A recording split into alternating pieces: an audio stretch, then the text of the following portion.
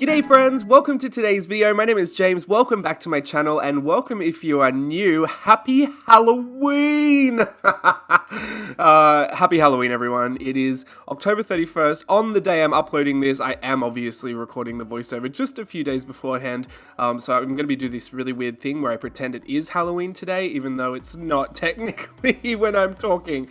And you know I'm bad at faking anything, so let's just get into the video. Sorry it is a little disjointed with my hands. You might notice that I'm trying to speak to you with my hands in the video. I did record, this whole thing's a mess. I recorded the video footage back last week when I was sick. Pardon me, you can still hear the end of it, but I've still managed to keep a cough, which is fun. I filmed that when I was sick, and I had caught my voice for a second, and I thought, oh great, well I've got my voice, I'm just gonna go and like do a video just so I can, because I really want to do this and I think it'll be great. And like when I get these ideas that I want to share with you, I want to do a video so I can share the idea, right? Because I get really excited, even when I am sick. I don't know what it is. I know I should have been totally resting, but I had a few days rest, it was enough. I just, once my voice came back, I was like, oh, I'm ready. And I sat down, I started talking, but even though my voice had come back, my brain technically didn't come back. And when I was looking at the video footage and listening to it, it was an absolute mess. Like, I was not making sense. I wasn't even talking when I was supposed to be talking. And then halfway through, I just stopped talking altogether, like just for no reason. So editing the footage together, I thought, oh, great. Now I've got to scrap all of this, edit it back together again so that I take out all my talking hands and re-voice over it. So the whole thing's a little disjointed, much like the Bunny Bones prompt that I'm stamping out today. I'm on a big stamp bender at the moment, and I think it has something to do with the fact that I'll be in Australia next week teaching my JLB Creative workshops, the concept stamping. Ever since I came out with these concept stamps earlier this year, and to a lesser extent, even when I first came out with the stamp set, I was doing a lot of illustrating over the top of them. That is kind of why I liked them, especially with the face base in the Decorus set. So, I mean, it's not a new idea by any stretch, but specifically more the concept stamp set this year, and then coming out with the doll parts stamp set, I've started to really flesh out like the ability to create more fully fledged pieces, and that's really exciting for me. So once I get in the once I kind of get on a kick for anything, I really do like to exhaust it and then move on to the next thing. Do you know what I mean? I want to try absolutely everything I want to try, and then one day it'll just be like, it'll click over and I want to do something completely different that has nothing to do with what I've just been doing. So since I'm in the WHIMSYWEEN mood and I've been on this stamp bender, I decided to stamp out the Bunny Bones prompt today by using one of the faces from the She's Three-Faced stamp set. I used the doll parts stamp set. I used the bone from the concept stamp set. I know I get spoken to all the time about that stupid bone. Why did I put it in there? I knew it would come in handy for something. I didn't know it would be this, but I knew it would come in handy for something. I just wanted the bone. I don't know why. It was an interesting shape. I thought you could do lots of things with it. Turns out it's a bone. Anyway, I'm still keeping it in there because, like most of those little motifs in that stamp set, they're kind of unusual. Like, they're supposed to get you thinking in more of an abstract way. So I definitely think that helped me anyway. And the little leaf is what I used for the ears, and that's from the Decorus set from the original. So we got stamps spanning from 2017 to 2018, and more recently to a few weeks ago. This is kind of the culmination of all of my stamp designing career to date, and I really love how they turned out. I encourage you to give it a go. It's super simple if you have all these stamp sets. If not, please substitute them for anything you do have. Like I say with everything, you don't have to have the stamps that I'm using, and you don't have to go spend up a storm in my store. I fully encourage you to use the ideas, have fun with it, and play with it, and use whatever means you have available to you. There's nothing I can't stand more than watching someone say, have a go at this, but also buy everything I've got in the video, and it has to be the exact brand.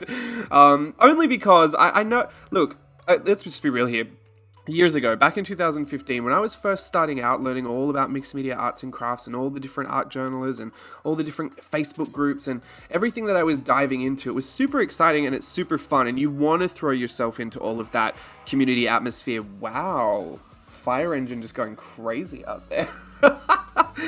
You want to throw yourself into all of that atmosphere, but sometimes there are, some people have very strict rules about what you can and can't use, and I understand that some people's marketing strategies is, only use my brand and nothing else. To me, that just made me feel very excluded if I couldn't afford it. And when I lived in Australia, and here I come through, I know I always say this to all my Etsy customers, I really do feel your pain with the shipping costs. When I lived in Australia, I didn't buy anything because I would go to check it out and the shipping costs would like double the price. And I would think, oh, you know what? I could barely justify it as it were, but then add that shipping on cost. It just doesn't make sense to buy that. So I really do feel your pain there.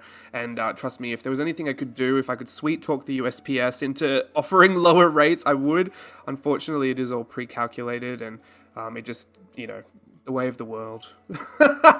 As Kate Blanchett would say in the live action Cinderella, it is what it is. But when I couldn't afford all of those things and then I wanted to try the tutorials, or I wanted to try what I was seeing on YouTube and I wanted to experience that and share that with the people in the Facebook group that I had made friends with, I would get really, really guilty. Like, I would feel guilty if I substituted something that I didn't have for one of the things in that collection because I just didn't have it. Like, I couldn't afford to get it. I was recovering from a car accident. Like, I didn't have a job anymore. Like, my whole life was kind of turned upside down. The last thing I was thinking was, spend $80 to get a stamp and stencil shipped to me from the US.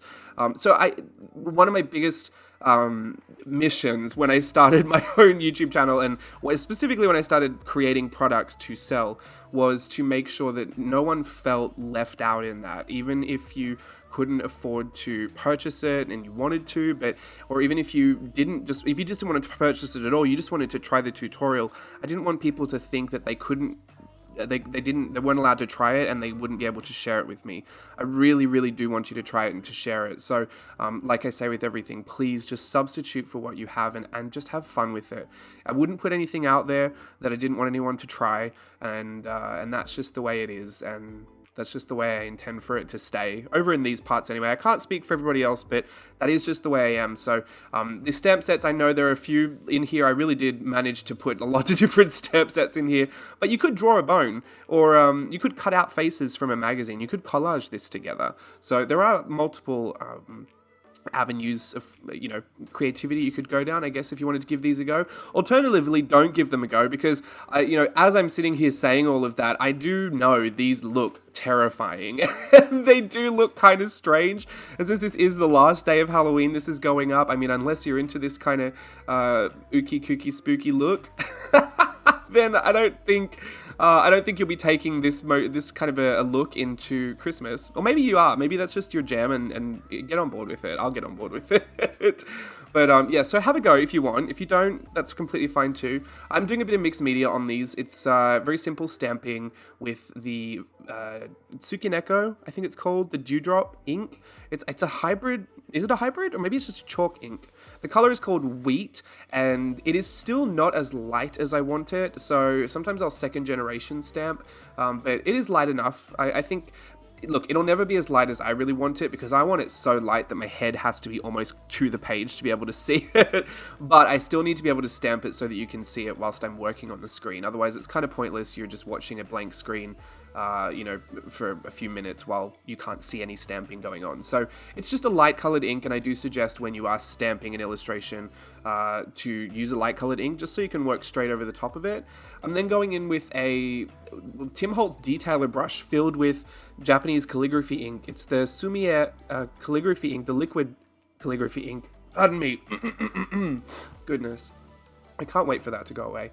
And it's from the Daiso. It's like $1.50. I do have it linked in my Amazon affiliate links down below. If you click on the storefront to the Amazon, you'll see the bottle in there. It's like black bottle with a yellow cap. It's super great, but I actually watered it down a lot in a detailer brush, a Tim Holtz detailer brush, which is one of my favorite water brushes, just for FYI. And that is what I use to color in the gray on the bunny bodies. The thing with that I think I'm trying to really get to, and why I think it's an important tool to mention, is that I don't typically shade with grey, but if I do want to do some quick shadowing, and just so happens that I wanted these bunnies to be grey, that detailer brush comes in super handy because the watered down calligraphy ink will dry and it's not water reactive. So when it's watered down, you get a really light wash of grey, but it'll dry flat, and then when you go over the top of it again, it won't react again, but it will darken the color. So essentially you can keep building it and building it and building it up. So you can have shadows and shading on shadows and shading on shadows. Do you know what I mean? It's a very, very buildable little product, and the fact that it's already in the detailer brush means that it's super convenient. So if there's a really good tool I might recommend you invest in that I don't ever really talk about because it's just kind of random, and I don't often need to put a quick shadow in, but if you were looking to do that, especially for things like urban sketching or just drawing from life, like drawing from reference, when there's just a lot of shadows going on, or you've just got like a pen and a pencil and you don't want to do any coloring, but you want some dimension. This is it on the screen here. I would recommend getting a detailer brush with some of that calligraphy ink, the non-water reactive one. You don't want the water reactive one, otherwise you're just going to be spreading the layers around over and over again. But watering that down into a detailer brush, and then you can see how it just layers on top of itself and deepens up the more layers you put on top of it. You just paint on a layer, let it dry, paint on another layer on top, and it will start to darken up. So I think that's completely good value, and I would recommend getting on that. I plan on doing the same thing to these brushes once they run out of ink, but I'm not quite sure if I can open them. No, I think I can. I haven't really tried, but those ones are the ones that come straight filled with the black ink. That's the pigment ink. I really like those brushes. They've got a really long, flexible brush tip. Typically I always say that the longer and the softer the brush tip, the more difficult they are to work with. The smaller and the more dense the brush tip, the easier they are to work with. But I do like the long, soft brush tip because I find that I can't control it a lot, and I can get a lot of dry brush effects, like dry brush textures, which I just really enjoy. So now that all the Bunny Bones little characters are stamped out, you can see I've just gone in and enhanced them with some shading, with some pencil, and then put their big black bows on. I'm going to give them a little bit of a carrot hilltop moment. I don't know why, it just that's what I thought would really bring all of this together. I am working in my Fobonichi journal, which, you know, I've said this before, but I've been neglecting it. It's because I have a lot of other journals going at the moment. I do plan on filming a kind of current journals chat for while I'm away as well, because I do have a lot going on, and not really in life. I'm just about to go on holiday.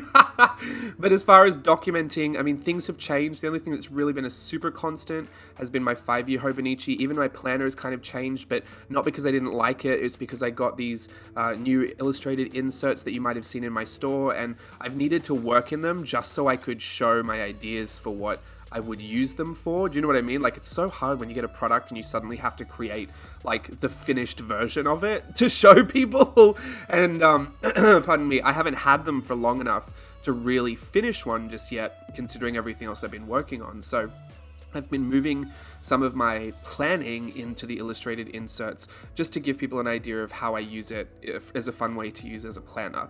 And it looks really great, but because I've done that, I've also got this pocket journal for the creator box, and I've been documenting events or like days in there with little photos and stickers and writing. So because I've been documenting that in there, and then I've been using the pardon me, I've been basically everything I used to have, and for all the reasons I had it, still exists, but now there's more journals for those same reasons. So it's been hard to spread the love around, and the Fobonichi, unfortunately, is the one that gets thrown to the wayside first and foremost. But like I always say, I don't feel guilty about it because it is not dated, so I don't feel behind in it. It's always there for when I'm ready for the next spread, and I kind of love how it's come along. It's a really beautifully, like, pardon me, wow, it's just getting worse. I'm so sorry. I know how annoying that is. But the journal itself is just a nice, neat journal, which just goes against everything else I believe in all my other journals. But I think it's good to experiment with yourself, and I think it's good to experiment with like what you might enjoy, because I know a lot of us look at Instagram and we always think, oh, imagine if I could just do that, imagine if I was a neat journaler, imagine if I did like minimalism and aesthetic journaling, imagine if I just did that and that. I mean, I don't like to imagine, I like to know, so I'm just giving myself all these opportunities to find out. And turns out I still love my Fobonichi, so I'm going to leave it at that. I will get on to filming probably it's going to be a huge, long, chatty video about my kind of current journals, and we'll flip through some of those, and I'll just give you a bit of a look into all of the other things I've been working on, re-documenting and planning. And I'll put that up for while I'm away, but for today, hope you have a wonderful Halloween. I'll be doing a trunk or treat at my church, and I will probably try and put some photos up on Instagram, so go check that out if you're around. Bye!